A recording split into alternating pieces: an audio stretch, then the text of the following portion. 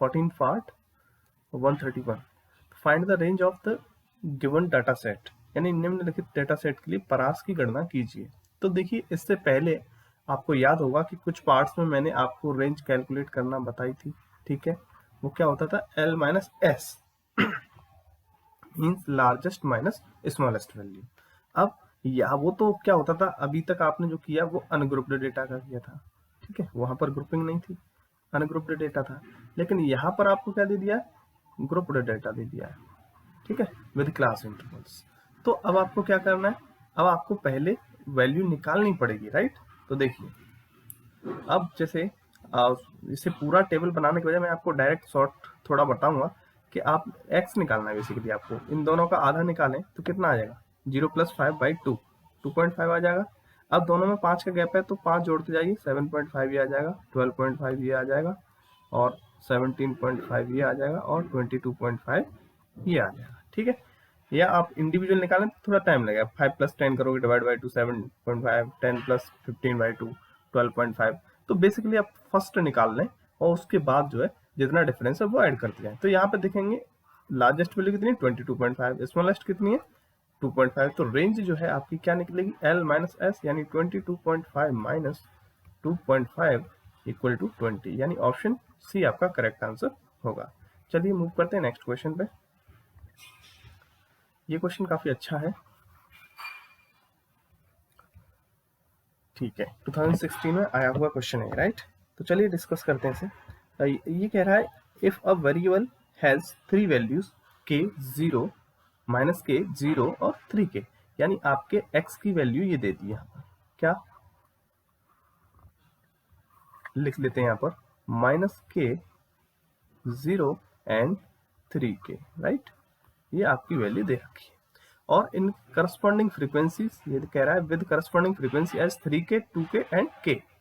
तो यहाँ पर आपकी करस्पॉन्डिंग फ्रीक्वेंसी हो गई क्या क्या, 3k और 2k और k, राइट। तो अब यहाँ पर आपको क्या चाहिए, आगे देखते हैं। Then the value of coefficient of skewness, तो यहाँ पे कोएफिशिएंट ऑफ स्क्यूनेस की वैल्यू यहाँ पर निकलवा रहे हैं, स्क्यूनेस, राइट, जिसका β1 से रिप्रेजेंट करते हैं इसे। और फॉर्मूला क्या होता है, आप फॉर्मूला लिखेंगे, आपको याद होना चाहिए। ठीक है, तो μ3 स्क्वायर अपॉन μ2 क्यूब, राइट, ये इसका फॉर्मूला हो जाएगा। तो बेसिकली अब आप देखेंगे कि आपको यहाँ पर क्या क्या चीजें चाहिए, एक तो μ3 चाहिए और एक μ2 चाहिए, यानी आपको एक μ3 चाहिए और एक μ2 चाहिए। तो μ3 कैसे निकलेगा, summation f x minus x bar का क्यूब हो जाएगा अपॉन n, और μ2 क्या हो जाएगा, summation f x minus x bar का स्क्वायर अपॉन n। कैसे, जैसे मैंने आपको बताया था म्यू आर क्या होता है, summation f x minus x bar to the power r upon n। तो जब म्यू आर का ये आर्थ ऑर्डर का मूवमेंट ये होता है, तो आपको जो भी चाहिए आप इसमें r की वैल्यू रख के निकाल सकते हैं, राइट। तो आपको थर्ड एंड सेकंड यहाँ से आप इजीली निकाल सकते हैं। तो अब आपको बेसिकली यहाँ पर एक और चीज देख रहे होंगे कि एक चीज क्या है, एक्स बार। तो आपको एक्स बार भी चाहिए, ठीक है। तो एक्स बार जब निकालेंगे तो क्या निकलेगा, summation f x upon n, ठीक। और एन कहाँ से आ जाएगा, एन आ जाएगा इसे जोड़ने से, 3k + 2k + k, यानी 6k जो है एन की वैल्यू आ गई। तो चलो एन की वैल्यू रख दी 6k। अब एफ एक्स चाहिए, राइट, तो एफ एक्स निकाल लेते हैं मल्टीप्लाई करके। तो एफ एक्स ये कितना, माइनस का 3k स्क्वायर, ये 0 और ये प्लस का 3k स्क्वायर। जब इसे जोड़ेंगे सिग्मा एफ एक्स कितना आ जाएगा, 0 आ जाएगा। तो हम यहाँ 0 रखते हैं, तो इसकी वैल्यू कितनी आ गई, 0 आ गई, करेक्ट। चलिए, अब आपका एक्स बार भी निकल आया। अब आपको क्या चाहिए, एक्स माइनस एक्स बार, ठीक है, एक्स माइनस एक्स बार, और इसका एक तो स्क्वायर चाहिए और एक क्यूब चाहिए, ठीक है। तो x माइनस एक्स बार का स्क्वायर देखें तो बेसिकली x का स्क्वायर हो जाएगा, है कि नहीं, क्योंकि x बार तो है क्या दे रखा है, x बार की वैल्यू आप 0 निकाल रखे हैं, तो ज्यादा फर्क नहीं पड़ेगा, तो वही रह जाएगी वैल्यू, ठीक है। तो देखिए, x स्क्वायर करें यानी -k का स्क्वायर करेंगे तो k स्क्वायर आ जाएगा, 0 का स्क्वायर 0, एंड 3k, ये जो 3k दे रखा है इसका स्क्वायर करेंगे तो 9k स्क्वायर, राइट। अब आपको क्या चाहिए, एफ एक्स स्क्वायर। तो f का मल्टीप्लाई कर दो इससे, माइनस के 3k टू द पावर 4, ठीक है, और f into x, F x square minus sorry 3k, इसका मल्टीप्लाई होना है 3k और k स्क्वायर का, तो यहाँ पर 3k क्यूब होगा, राइट, 3k क्यूब, और ये वैल्यू 2k का मल्टीप्लाई करेंगे 0 से तो ये 0 हो जाएगा। ऐसे ही k का मल्टीप्लाई करेंगे आप 9k स्क्वायर से तो ये 9k क्यूब हो जाएगा, ठीक है। तो आप इसे जब ऐड करेंगे तो समेशन एफ एक्स स्क्वायर यानी या F x minus x bar का स्क्वायर भी आप लिख सकते हैं इसे, ठीक है। तो कोई दिक्कत नहीं है, क्योंकि मैंने यहाँ पर एक्स बार की वैल्यू 0 रख दी है, इस वजह से मैं लिख रहा था वो। तो ये आपका 12k क्यूब आ जाएगा, ठीक। तो 12k क्यूब आप यहाँ पर रख दें, 12k cube divide by n की वैल्यू कितनी आई थी, n की वैल्यू 6k, ठीक है। तो ये कितना हो गया, 2k square. 2k square value mu 2 की आ गई। अभी आपको म्यू 3 और चाहिए, चलिए आगे निकाल लेते हैं। तो अभी यहाँ पर क्या चाहिए आपको, x माइनस एक्स बार का क्यूब चाहिए, ठीक है। बेसिकली ये x का क्यूब ही होगा, क्योंकि x बार की वैल्यू 0 दे रखी है, ठीक है, निकाल रखी है हमने। तो इसका क्यूब करेंगे तो x ये वैल्यू है, इसका इस पूरी रो कॉलम का हम क्यूब करें तो ये माइनस का k क्यूब, ठीक है, ये 0 और ये 27k क्यूब, राइट। तो अब आपको क्या निकालना है, F x minus x bar का क्यूब। तो अब आप निकाल सकते हैं, इससे आप किसका मल्टीप्लाई कर दें, इस f का मल्टीप्लाई कर दें, ठीक है। तो देखिए मल्टीप्लाई करने पे क्या आ जाएगा, 3k की मल्टीप्लाई हम करेंगे k क्यूब से तो माइनस का 3k to the power 4, 2k का मल्टीप्लाई करेंगे 0 से तो ये कितना आ जाएगा 0, फिर k का मल्टीप्लाई करेंगे किससे, 27k क्यूब से तो ये 27k टू द पावर 4। तो जब आप इसका सम करेंगे F x minus x bar का क्यूब इक्वल टू, तो यहाँ पर क्या आ जाएगा आपका 24k to the power 4, 24k to the power 4। इसको आपको क्या करना है, यहाँ रख देना है। तो 24k टू द पावर 4 अपॉन आपको n की वैल्यू दे रखी है 6k, ठीक है। तो 4k क्यूब, 4k क्यूब जो है आपको म्यू 3 की वैल्यू आ गई। अब आपको इन वैल्यूज को दोनों को रख देना है, ठीक है। यहाँ पर आप रखेंगे, देखिए आपको coefficient of this skewness calculate करना है।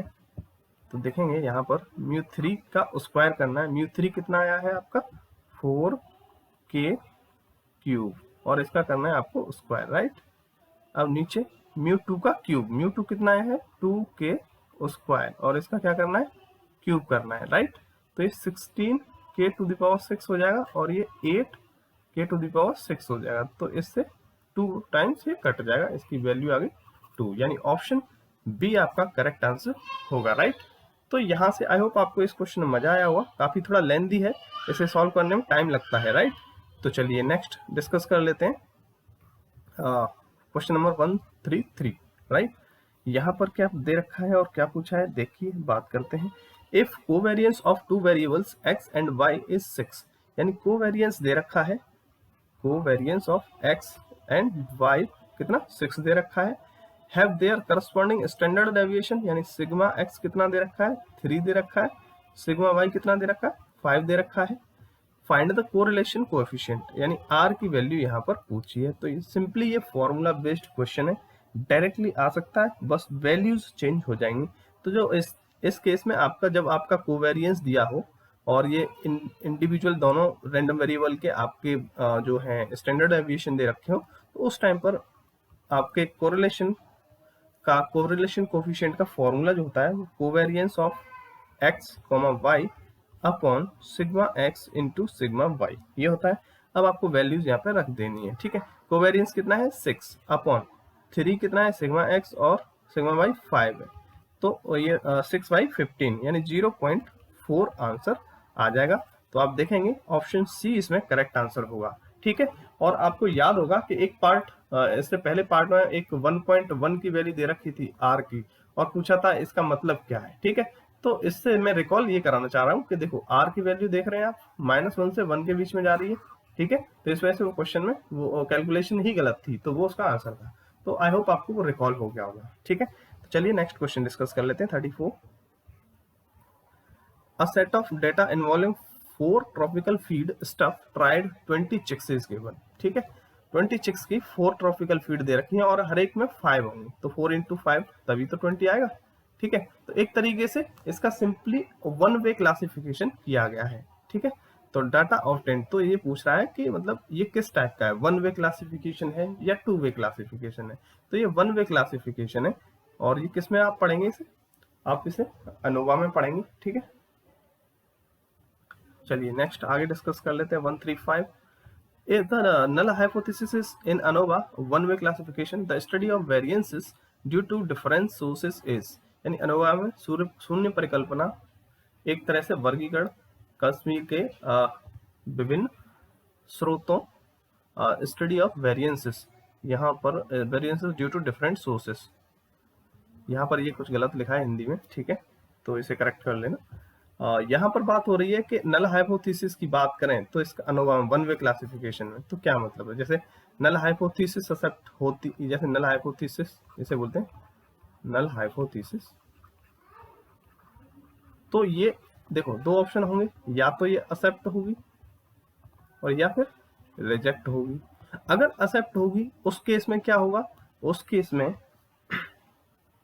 अगर ये एक्सेप्ट होती है तो उस केस में इसके जितने भी मीन हैं, जितने भी मीन हैं वो सारे इक्वल होंगे, इक्वल मीन होंगे, और जब रिजेक्ट होगी तो उसमें नॉट इक्वल होंगे। ठीक है, तो यानी μ1 इक्वल टू μ2 होगा, इक्वल टू μ3 होगा, यानी जितने भी उसमें होंगे वो सब बराबर होंगे। इसमें क्या हो जाएगा, μ1 not equal to μ2 not equal to μ3, तो इस तरीके से होगा। तो यहाँ पर आप देख सकते हैं, आप डी ऑप्शन आपका करेक्ट आंसर होगा, क्योंकि यहाँ पर आपके सारे मीन इक्वल दे रखे हैं। और जब एक हम हाइपोथेसिस की टेस्टिंग करते हैं तो मीन को ही सबसे स्ट्रॉन्ग फैक्टर माना जाता है डिफाइन करने के लिए कि ये आपकी एक्सेप्ट होगी या फिर रिजेक्ट होगी। ठीक है, चलिए नेक्स्ट क्वेश्चन डिस्कस करते हैं। 136, the probability that a contractor gets a plumbing contract is 2/3, and the probability that he will not get an electric contract is 5/9। तो एक तरीके से ये मान लें कि देखो प्लम्बिंग कॉन्ट्रैक्ट को, यानी ये एक ऐसा इवेंट है जिसे हमने नाम दे दिया ए। ठीक है, और इलेक्ट्रिक कॉन्ट्रैक्ट एक ऐसा इवेंट है जिससे हमने नाम दे दिया इवेंट बी। राइट, अब आगे पढ़ लेते हैं। If the probability of getting at least one contract is 4/5, यानी एटलीस्ट 4/5 मतलब एक इवेंट को मिलने की प्रोबेबिलिटी 4/5 दे रखी है। एटलीस्ट एक का मतलब है कि एक तो कम से कम मिलेगी ही, हो सकता है दोनों मिल जाए। ठीक है, तो ऐसी प्रोबेबिलिटी यहाँ पे दे रखी है। तो probability that he will get both the contract, दोनों कॉन्ट्रैक्ट निकालने की मिलने की प्रोबेबिलिटी हमें निकालनी है। ठीक है, तो चलिए लिख लेते हैं इसे। जैसे पहला दे रखा है वो पाने की है, यानी पी ए दे रखी है, कितनी 2/3। ठीक है, दूसरे में क्या है, पी बी नॉट मिलने की है ना, आप देख रहे होंगे उसमें कॉन्ट्रैक्ट ना मिले ऐसी है, तो पी बी बार से दिखाएंगे इसे, जो कि कितना दे रखा है 5/9। ठीक है, और क्या दे रखा है, और दे रखा है एटलीस्ट 1। एटलीस्ट 1 का मतलब ये है जैसे पी एट लीस्ट 1 कॉन्ट्रैक्ट, ये आपको गिवन है। वो कितनी दे रखी है, ये दे रखी है आपकी 4/5, और इसका मतलब क्या है, पी ए यूनियन बी आपको दे रखा है। ठीक, पी ए यूनियन बी, क्योंकि आप देखेंगे जैसे पी ए यूनियन बी में आपका देखो पूरा ये भी आ जाता है, ये पार्ट भी आ जाता है और ये भी आ जाता है। ठीक है, जबकि पी ए इंटरसेक्शन बी में सिर्फ ये वाला पार्ट आता है।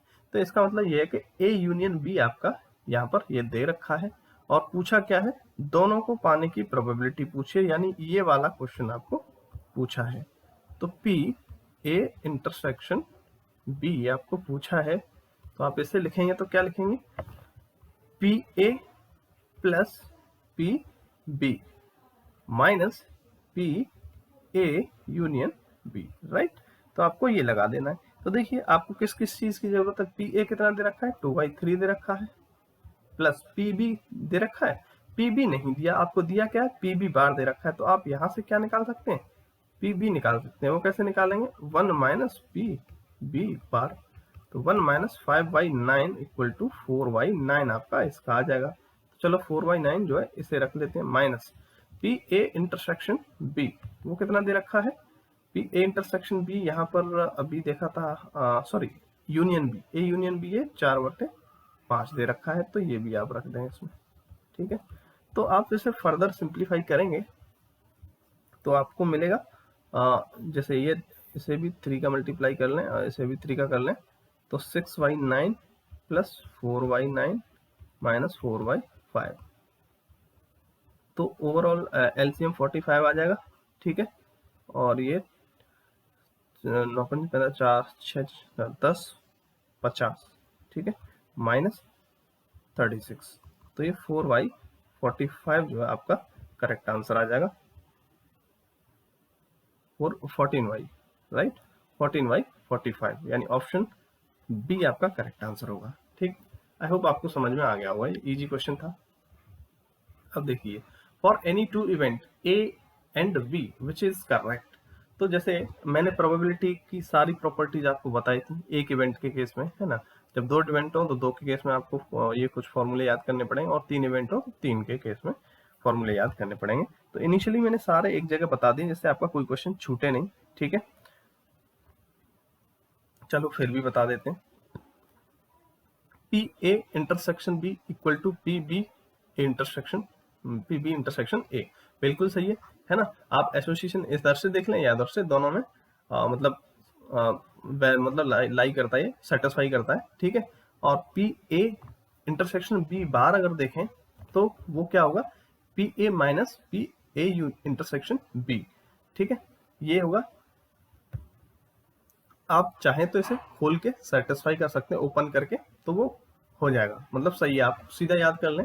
ऐसे ही आप P A bar intersection B निकालेंगे तो यहाँ पर आपका P B minus P A intersection B, यानी आपका जिसका बार है, ठीक है, वो आपका नलीफाई हो जाएगा इसमें। तो आपको एक तरीके से ये प्लस दूसरा इंटरसेक्शन, पूरा मैं आप यहाँ पे प्रूफ करके नहीं दिखाऊंगा क्योंकि उसमें टाइम ज्यादा लग जाएगा, आप खुद से कोशिश कर लें, ठीक। बाकी बुक में ये मैंने पूरे प्रूफ करके दिखा रखे हैं, ठीक है। पी और ये इसका ये भी सही है। तो बेसिकली क्या है, मैंने यहाँ पर एक तरीके से 4 प्रॉपर्टीज आपको दे रखी हैं, या तो आप सीधा याद कर लें, और अगर प्रूफ करना चाहें ना समझ में आए तो एक बार आप उसे प्रूफ भी देख सकते हैं इसका, ठीक है। तो यानी ऑप्शन डी इसका करेक्ट आंसर हो जाएगा। चलिए नेक्स्ट डिस्कस करते हैं 138।